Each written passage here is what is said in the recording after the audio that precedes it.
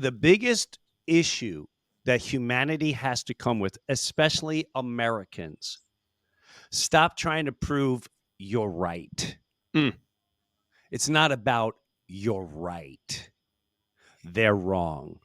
It's putting all of it aside. It's also acknowledging we're not as great as we thought we were.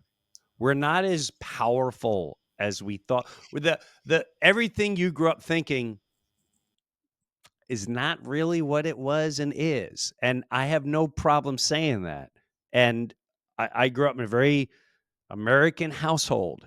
And when you need to get rid of your pride, your ego. When you have humility, when you become really close friends to someone, when you allow humility to lead eventually in the conversation. If I'm speaking with you, Clay, I only know you as the guy, and I put together things, and you're the entertainer right there, and I'm the entertainer. But when we start speaking, Yep.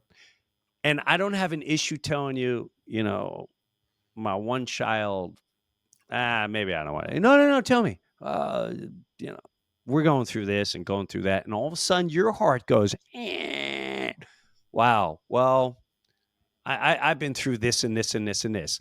And then when you're able, and so many people will not even do that because their ego, their pride, which we celebrate a month of pride. I don't even care if what your sexual desire is, but there should not be a pride anything. It's one of the worst things that you could put in life. It's a deadly sin to be prideful. You are blinding yourself when I'm full of pride. And Right. you should humility allows us to connect deeper. And the minute everyone gets rid of I'm a Democrat, get rid of your gang jackets. Right. And get rid of your emotions when you're watching your favorite little star and you don't know these people. You know nothing about they're entertainers. When they're on TV, they're entertaining. And that's the only, I thought about this the other day, Clay. I didn't understand years ago when people are up in arms about they're getting rid of God in school. Mm. And it's like, well, you can't pray for everyone. Now I understand that demonic move, because the minute they did that, now you got no moral grounding. You have no spirit. You believe in nothing, which is why I truly believe why there's so many young people that don't know what they are anymore. How can you not know if you're a boy? How can you Well, not know if you're a girl? And I'll tell you why. Because you don't understand our existence and you don't understand God. And that's nothing to be mad at, but it's a real life thing. And who wins? The people making money that get to decide what you're going to be and agree to what you're going to be. There's a lot of demons out there, bro. But we have to get rid of our pride, our ego. We have to allow our humility to be out there, and our honesty, and just want to learn rather than be right or wrong. Jim, That's your documentary you put together about your father, if anybody hasn't watched that, touching to More Than Me, it's called. Everybody should watch that. And touching to me, I just want people to know this, my story up. When my father had Lou Gehrig's disease, I was at my office, and my dad and I had a rule, because I hired my dad when I was like mid-20s, so I hired my dad. It was a goal of mine, hire my dad.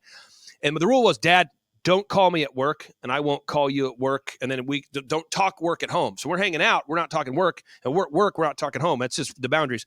And I get a call from my dad. He wasn't doing well. And so I knew.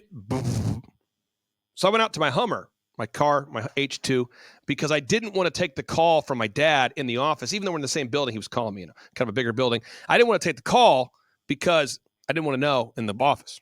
So I got to my Hummer.